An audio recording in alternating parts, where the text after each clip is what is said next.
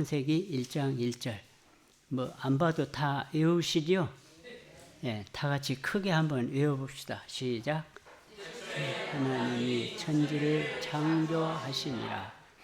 예, 하나님이 천지를 창조하셨습니다. 예, 우리는 특별히 우리 교회는 창조주 하나님을 경배하고 있는 교회죠. 예, 그래서 지금 꽃이 막 겁나게 크게 나왔네. 이 꽃이 무슨 꽃이에요? 예? 예. 또 아는 분? 예? 이 꽃을 몰라요? 예. 큰 달맞이꽃. 예, 큰 달맞이꽃. 그런데, 잠깐만요.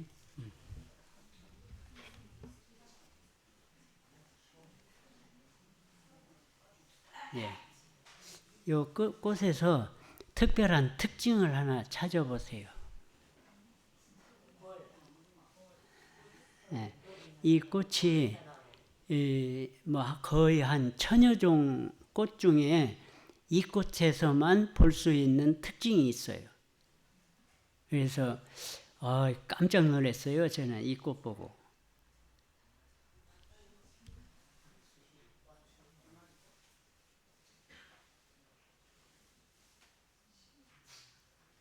아직도 잘 모르겠어요? 예.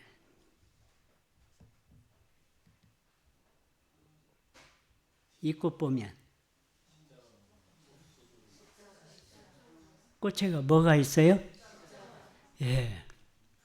꽃에가 십자가가 있는 꽃이 거의 1000여 종 중에 이 꽃에가 있더라고요. 그래서 우연치 않게 우리 장순덕 집사가 이 꽃을 가지고 와서 심게 되었는데 이 십자가가 꽃에가 다 있어요. 분홍에도 있고 노란 꽃에도 있고. 그래서 이 꽃이 뭔 꽃인가 그랬더니 큰 달맞이 꽃이라 그래요. 그래서 이 꽃에 십자가가 있구나. 그걸 봤습니다.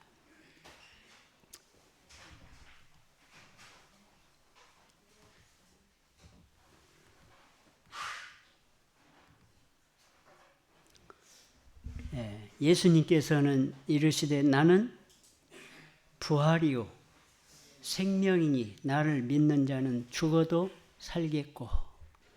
그래서 조금 전에 646장 찬미였습니까? 그 십자가의 찬미를 불러주어서 내 마음에 얼마나 고마웠는지 딱 그 십자가에 연관이 있는 꽃을 보고 또 찬미를 불러서. 근데 이 달맞이 꽃이 원래 언제 피어야 맞아요? 밤에 피어야죠. 근데 이 달맞이 꽃은 낮에 피어요.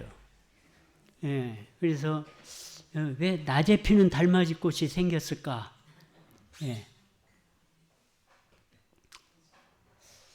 십자가의 사랑을 기억하라. 새벽이 오면 다시 살리라. 오늘 또 우리 마음에 달맞이 꽃처럼 빛나는 믿음의 향기가 피어나길 기도합니다. 달맞이 꽃은 해가 지고 어두워질 때 피어나기 시작합니다. 사람들이 다 잠든 밤 그 조용한 시간에 노란 꽃, 분홍 꽃을 활짝 열어 세상 어두움 속에서도 빛을 낸다. 무슨 빛을? 십자가의 빛을 낸다. 자, 이 모습은 마치 세상의 죄와 어둠 속에서도 빛으로 오신 예수 그리스도를 생각해 한다. 그래서 빛이 어둠의 빛이 돼 어둠이 깨닫지 못하더라. 사람들이 어둠에 빛이 왔으되 깨닫지 못하니까 이제는 낮에 피어가지고 이 십자가를 보고 깨달으라고 낮에 피는 것 같아요. 이해가 됩니까? 아니 진짜 그런 것 같아. 이 달맞이 꽃은 밤에 피고 해야 되는데 이제 낮에 피어가지고 십자가를 보고 깨달으라고 핀 것 같아요. 자, 이제는 밤낮에 피어나 십자가를 보고 깨달으라 하네. 하나님의 사랑의 표현인 그 꽃의 중심에 십자가 모양의 꽃술이 있어 예수 그리스도의 사랑을 상징한다. 하나님께서는 작은 꽃들 하나에도 구원의 표징인 사랑의 흔적을 남겨주셨다.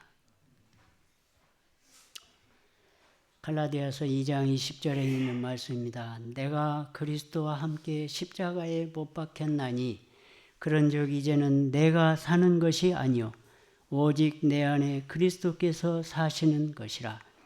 이제 내가 육체 가운데 사는 것은 나를 사랑하사 나를 위하여 자기 자신을 버리신 하나님의 아들을 믿는 믿음 안에서 사는 것이라. 달맞이 꽃은 새벽이 오면 시듭니다. 하지만 그 시들면 끝이 아니요 또 다른 꽃이 피어나듯 우리에게도 부활의 생명이 약속되어 있다. 사람이 어느 때에 큰 소리로 외칩니까? 어느 때에? 다급할 때 큰 소리로 외치죠. 불이 났는데 불이야 하고 조용히 말하겠어요? 불 났네. 그러겠어요? 불이 났으면 큰 소리로 불이야 하고 외치겠죠. 그리고 어디다가 전화해요? 119에 전화를 하는데 다급하니까 어디라고 말할지도 모를 정도로 다급한 것이 불이야예요. 근데 또 큰 소리로 외친 때가 언제예요? 신랑이 오는데 다 졸며 자고 있어요. 다급해요? 안 다급해요? 신랑이로다 하고 큰 소리로 외치죠. 신랑이 더디 오므로 졸며 잘세. 졸며 자고 있으니까 큰 소리로 깨워야 되겠죠. 그래서 큰 음성으로 외치는 성경절이 있는데 또 여기도 보니까 여기서도 또 큰 소리로 외친 경우가 나오죠. 요나가 어디에 가서? 니느웨에 가가지고 외치라고 그랬죠. 근데 이 니느웨 성이 이 사흘길이라고 그랬어요. 성이 커가지고 사흘길을 걸어가야 그 성을 다 걸어가. 그런데 이 요나가 거기 가가지고 하루길에 너는 가라 그랬죠. 여기 요나가 여호와의 말씀대로 일어나서 니느웨로 가니라. 니느웨는 사흘 동안 걸을 만큼 하나님 앞에 큰 성이더라. 그런데 요나가 그 성읍에 들어가서 하루 동안 다니며 외쳐 이르되 그랬어요. 하루 동안에 다 외쳤죠. 큰 소리로 얼마나 다급하게 다 외쳤겠어요. 그렇게 외쳤어요. 니느웨가 40일이 지나면 뭐하리라? 무너지리라. 이 다급합니까? 성이 무너진다고 그래요. 다 죽는다고 그러죠.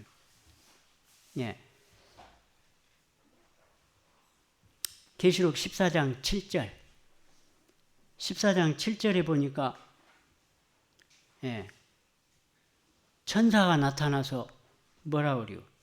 그가 큰 음성으로 이르되 하나님을 두려워하며 그에게 영광을 돌리라. 큰 음성으로.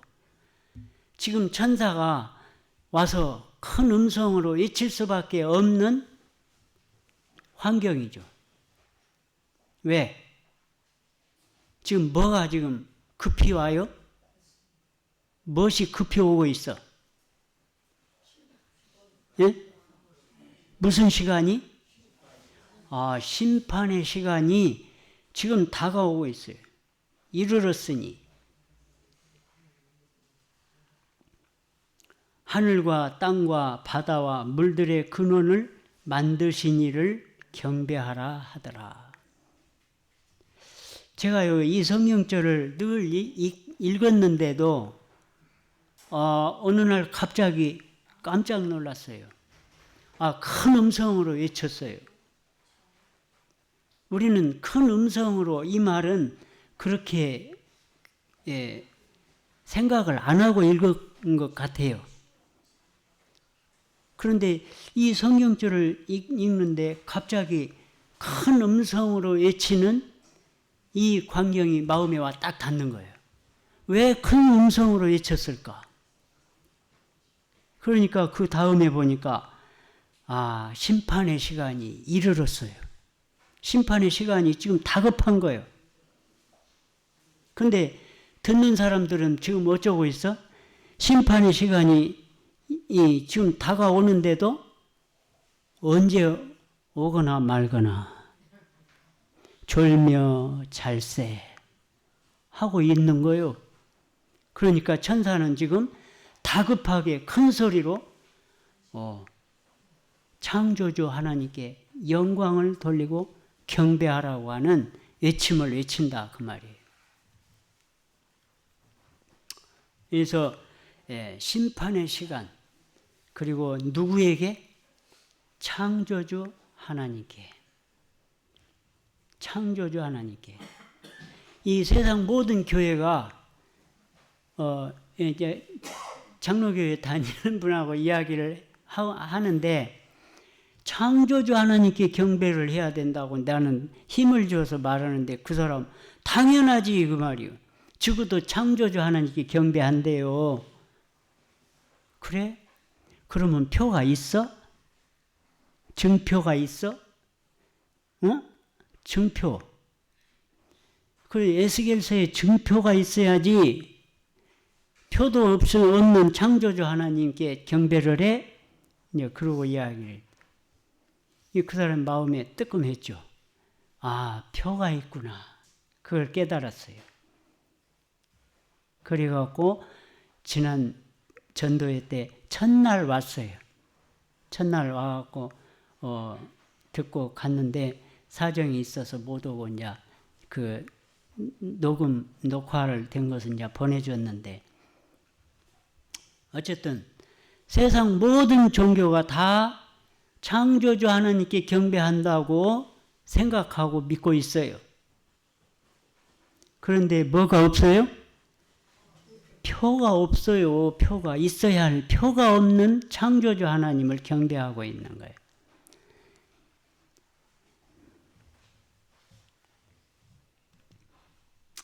그래서 창조주 하나님, 증표가 있는 창조주 하나님을 경배하라. 에스겔서에 있는 말씀이죠.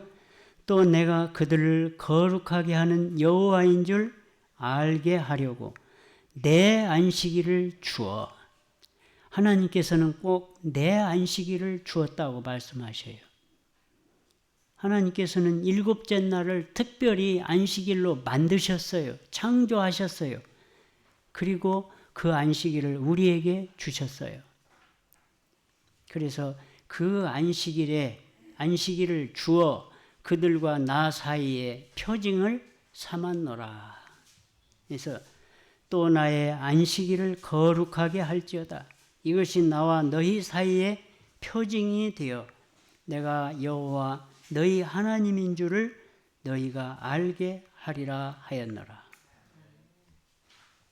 아까 이야기한 대로 세상에 그 어떤 교회가 어떤 종교가 하나님의 증표, 표징이 있는 이 안식일을 예배하고 있는가? 여러분들은 참 행복한 분들입니다. 그러죠? 여러분들은 복받은 분들이에요. 행복한 분들이에요. 세상에 많은 사람들이 하나님을 만나되 이렇게 진짜 하나님을 만난 사람들은 이 교회밖에 없는 거예요. 신문에 세례는 세례는 가짜다. 세례는 가짜다. 그렇게 나와요. 광고를 그렇게 했어요. 세례 받은 사람은 침례를 다시 받아야 돼. 왜? 세례하고 침례하고는 완전히 다르니까. 의미가 다르잖아요. 그래서 또 그 세례 이야기를 했더니 그 사람 뭐라고 하는지 알아요? 그러면 물도 요단강에서 떠다 받아야지. 그러고 있어. 자, 창조주 하나님을 경배하라. 큰 음성으로 외쳤습니다. 태초에 창세기 1장 1절 태초에 하나님이 천지를 창조하시니라. 창세기 2장 1절로 3절에 천지와 만물이 다 이루어지니라. 하나님이 그가 하시던 일을 일곱째 날에 마치시니 그가 하시던 모든 일을 그치고 일곱째 날에 안식하시니라. 하나님이 그 일곱째 날을 복되게 하사 거룩하게 하셨으니 이는 하나님이 그 창조하시며 만드시던 모든 일을 마치시고 그날에 안식하셨음이니라. 그래서 그가 큰 음성으로 그렇게 외쳤습니다. 시편에 있는 말씀, 시편에 보면 특히 창조주 하나님께 경배하라고 하는 말씀들이 시편에 많이 나와요. 거기는 거의 다 창조주 하나님께 경배하라고 하는 말씀들이 많이 나옵니다. 오라 우리가 굽혀 경배하며 우리를 지으신 여호와 앞에 무릎을 꿇자. 그는 우리의 하나님이시오. 우리는 그가 기르시는 백성이며 그의 손이 돌보시는 누구이기 때문이라? 양이기 때문이라. 100편의 3절 4절 여호와가 우리 하나님이신 줄 너희는 알지어다. 그는 우리를 지으시니요 우리는 그의 것이니 그의 백성이요 그의 기르시는 양이로다. 감사함으로 그의 문에 들어가며 찬송함으로 그의 궁정에 들어가서 그에게 감사하며 그의 이름을 송축할지어다. 하나님의 창조의 신비.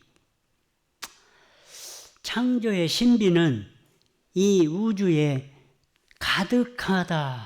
가득하게 있다. 그 중에 이 인간을 창조하신, 이 사람을 창조하신 이 하나님의 창조물은 가장 신비다. 인간의 창조물은 하나님의 가장 신비한 창조물이에요. 우리 몸속에는 세포가 몇 개가 있다고요? 30조 개. 30억 개가 아니라 30조 개가 우리 몸을 세포로 구성이 되어 있다. 그래서 이 세포는 작은 공장들이다. 세포 안에 일어나는 일들이 얼마나 신비한지 여기서 보고 있어요. 세포 안에서는 물질이 분해되어 에너지를 만들고 DNA에서 RNA를 거쳐 단백질이 만들어지며 다양한 생명 활동들이 이루어진다. 그 정교하고 짜임새 있는 시스템을 떠올릴 때마다 생명이라는 것이 얼마나 정밀하게 설계되어 있는지, 이 말씀을 이렇게 준비하다 보니까 우리 목사님 생각이 났어요. 우리 목사님 설교할 시간에 내가 졸고 있었을 것이거든요. 내가 졸고 있을 때 우리 목사님은 아마 이런 생각을 했을 것이다 하는 생각이 들어가지고 했습니다. 자, 단 하나의 세포로부터 모든 사람은 단 하나의 세포에서부터 시작한다. 정자와 난자가 만나 만들어진 수정란이 그 출발점이다. 이 작은 세포는 스스로를 복제하며 분열하고 점점 몸을 만들어 간다. 이를 세포 분열이라 부른다. 하지만 단순히 세포수가 많아진다고 해서 피부나 뇌나 심장 같은 다양한 기관들이 만들어지는 것은 아니다. 여기서 중요한 과정이 하나 더 필요하다. 세포 분화이다. 예, 분열로 늘어난 세포들은 저마다 맡은 역할을 부여받는다. 입 안을 보호하는 상피세포, 전신으로 신호를 전달하는 신경세포, 산소를 옮기는 적혈구 등 각기 다른 일을 하는 다양한 세포들로 변화한다. 이렇게 수많은 세포가 협력하여 우리는 살아간다. 놀라운 사실이 있다. 피부세포, 간세포, 신경세포 등 모든 세포는 서로 다른 일을 하면서도 사실은 똑같은 설계도를 가지고 있다는 것이다.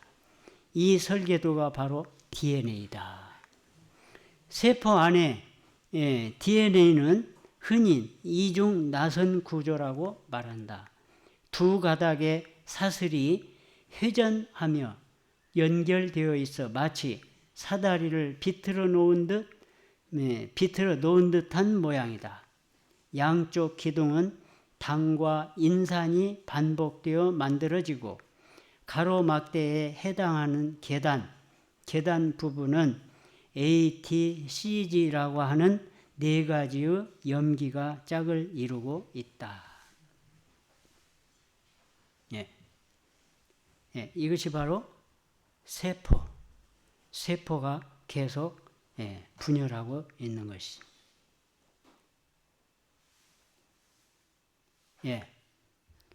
DNA에서 단백질까지 먼저 DNA에서 필요한 정보를 RNA라는 중간 매개체로 복사하는 과정을 거친다.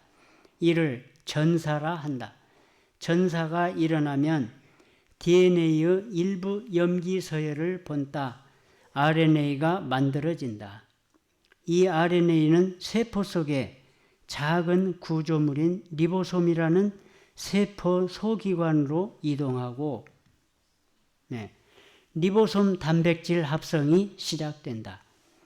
이 과정을 번역이라 하고 RNA의 염기 서열 중 3글자씩 읽어가며 그에 맞는 아미노산을 하나씩 연결하고 아미노산 사슬을 만든다. 이렇게 만들어진 아미노산 사슬은 접히고 구부러져 기능을 가진 단백질이 완성된다. 지금 이런 과정들이 얼마나 큰 공장이 아니라 그 전자현미경으로 봐야 겨우 볼 수 있는 세포 안에 있는 공장인 거예요. 우리 사람 눈으로는 볼 수도 없는 그런 작은 공장 안에서 지금 이런 일들이 일어나고 있다고 하는 것이에요. 그것을 누가 만드셨다? 하나님이 만드셨어요. 이 단백질이야말로 이 세포가 일을 해나가는 핵심 도구이다. 근육을 움직이고 피부를 보호하고 뇌에서 신호를 전달하고 호르몬이 되어 몸 전체를 조절하는 역할을 담당한다. 이처럼 DNA, RNA, 단백질로 이어지는 흐름을 과학에서는 생명 중심원이라 부른다. 이 DNA는 수십억 글자로 쓰인 두꺼운 백과사전과 같다. 그 안에 수십억 글자로 쓰인 두꺼운 백과사전과 같은 책이 그 세포 안에가 있다는 거예요. 우리 몸속 모든 세포는 이 책을 한 권씩 세포 하나 속에 각자 그 백과사전을 하나씩 갖고 있다고 하는 거예요. 그래서 각 세포가 읽는 페이지는 다 달라. 피부세포는 피부에 필요한 내용을 읽고 간세포는 간에 필요한 내용만 찾아서 그 백과사전에서 찾아서 읽는다고 하는 거예요. 그래서 같은 책을 갖고 있지만 읽는 부분은 다 각각 다른 것이다. 이처럼 필요한 정보만 꺼내서 특정한 단백질을 만드는 과정을 유전자 발현 조절이라 부른다. 이 조절 덕분에 수많은 종류의 세포는 모두 같은 DNA를 갖고도 각기 다른 역할을 할 수 있는 것이다. 작은 세계 속의 질서. 누군가는 이렇게 생각할지도 모른다. 이미 설계도가 있는데 뭐가 그렇게 어려운가. 하지만 실상은 앞서 서술한 것보다 훨씬 복잡하고 정교하다. 현미경으로 겨우 볼 수 있는 작은 공간 속에서 그렇게 선별적인 작업이 이루어진다는 꽤나 놀랍다. 우리 몸속 30조 개의 세포들은 지금 이 순간에도 쉼없이 자기 일을 해내고 있다. 우리는 매일 아무렇지 않게 몸을 움직이고 숨쉬며 살아가지만 그 속에는 엄청난 정보의 흐름과 조절 과정이 숨어 있는 것이다. 이 작은 세계를 현미경으로 볼 때마다 생명이 얼마나 치밀하고 경이로운지 새삼 느끼게 된다. 예, 이와 같이 DNA에 이 사다리 같이 있는 것은 양쪽에 글자가 있어요. A와 A, C, G, T, G. A는 T와만 연결이 되고 C는 G와만 연결이 된대요. 이 사다리가. 그래서 그 DNA가 그렇게 생겨가지고 이렇게 꼬이는 것처럼, 원래는 반듯한데 이렇게 꼬이는 것처럼 그 안에서 있다고 해요. 지금 그 다음에 RNA. 그래서 DNA가 RNA를 통해서 단백질을 생산하고 있다 하는 이야기입니다. 예, 여러 가지 채색 옷 준비하는 걸 다 못할 것 같은데 박상길 목사님이 쓴 내용인데 하도 좀 자, 세 가지 요셉의 이야기입니다. 요셉은 누구 아들이에요? 누구 아들이에요? 야곱의 아들이죠. 야곱이 91세에 낳은 아들. 요셉에게는 특별히 무슨 옷을 입혔어요? 채색 옷을 입혔어요. 특별한 사랑의 옷이기 때문. 채색 옷은 우리 모두가 입고 싶은 옷이다. 왜? 특별히 사랑의 상징인 옷이기 때문이다. 둘째는 고결한 품성의 옷이기 때문이다. 셋째, 온전한 순종의 옷이기 때문이다. 요셉은 아버지에게 온전히 순종한 아들이다. 그래서 순종의 상징이다.